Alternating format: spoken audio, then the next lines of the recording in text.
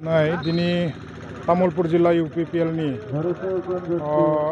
लाइमोन हान्जानि बानजायनायाव नैबे दंपाराव मोनसे सानसेनि भलिबल गोसोखां जोंनि रुंसारि हलधर दासनि मुङाव दिनै सानसेनि माने बादायलायनायखौ लानाय जादों। गतिके जों मिथिगौ जे UPPL दोलोआ दिनै बे ओनसोलनि रायजो राजाफोरनि मोजांनि थाखाय दिनै खामानि मावगासिनो दङ। दिनै BTCआव जोंनि UPPL BJP GSPनि सरकार सोलिगासिनो दङ। गतिके जोङो नैबे ओनसोलाव फारफ्रोमबो बिथिङाव जाहाथे रायजो राजाफोरखौ जों जौगाखांहोनो हायो, फारफ्रोमबो बिथिङाव जों जाहाथे मोनसे जौगानाय लाबोनो हायो, बेनि थाखाय जोङो सरकारजों लोगोसे ज' जानानै जोङो UPPL दोलोआबो खामानि मावबाय थादों। गतिके नोंथांमोना मिथिगौ दिनै रुंसारि हलधर दासनि मुङाव दिनै बे भलिबल बादायलायनायखौ होनाय जादों।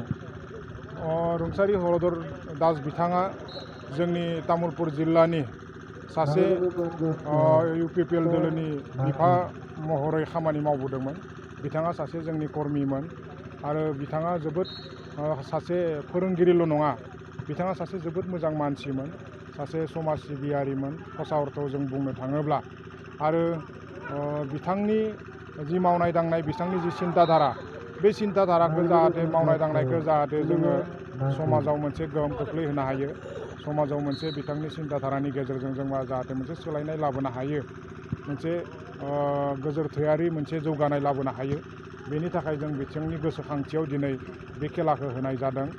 आरो ओंखायनो आं दिनै UPPL दोलोनि लाइमोन हान्जाखौ जोंनि तामुलपुर जिल्लानि बिथांमोनखौ आङो आंनिफ्राय गोसो गोरबोनिफ्राय साबायखर बावहरग्रोबाय। आरो जाय बिथांमोना दिनै बे बादायलायनायखौ मदद होदों, बिथांमोननिसिमबो साबायखर बावबाय। आरो गोनां नैबे ओनसोलनि रायजो राजा बिथांमोनाबो दिनै लैहोर लैहोर फैनानै बे बादायलायनायाव दिनै बाहागो लाफैदों।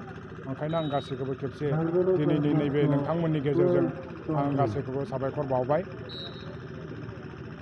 दाखालि बावै जि 1 फेब्रुआरियाव गुवाहाटीनि नालापारायाव जि मोनसे इलेक्सननि जाथाय जालांबाय, बेखौ जोङो दुखु फोरमायदों UPPL दोलोनि जानानै, तामुलपुर जिल्लानि जानानै।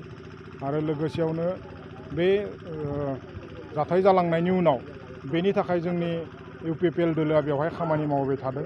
आरो UPPL सरकार माने जोंनि BTC सरकारनिफ्रायबो बेवहाय बिथांमोननि रिहेबिलिटेसननि थाखाय बा बिथांमोननि जानाय लोंनायनिफ्राय बायदिसिना लानानै जोंनिफ्राय सम्पुर्ण भाबे मदद होनायनि थाखाय जोंनि BTRनि चिफ बिथाङा बे बाथ्राखौ बुंदों।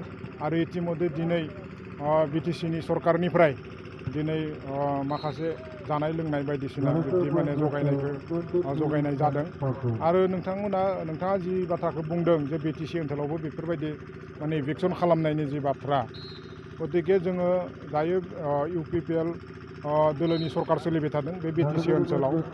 जोङो माब्लाबाबो BTC ओनसोलाव जोंनि ट्राइबेल माहारिनि ट्राइबेल सुबुंफोरखौ इभिक्सन खालामनायखौ जोङो माब्लाबाबो लुबैया, जोंनि सरकारा माब्लाबाबो लुबैया। आरो बेखौ गोख्रोङैनो बेखौ बादा होनाय जागोन। मानो होनोब्ला जोङो दिनै ट्राइबेलफोरनो हानि मोनथाय होनाय बाथ्राखौसो बुंबाय थादों। दिनै फरेस्ट राइट एक्टखौ इमप्लिमेन्ट खालामनायनिसो बाथ्रा बुंबाय थादों। बेवहाय माने ट्राइबेलफोरखौ खुनु होखारनायनि बाथ्राखौ जों बुङाखै।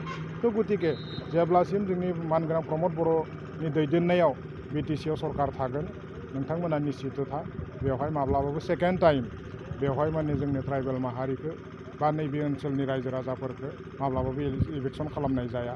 बेनि थाखाय आङो मानगोनां रायजो राजा बिथांमोनखौबो माने निश्चिन्त भाबै थानो थाखाय आं खावलायदों।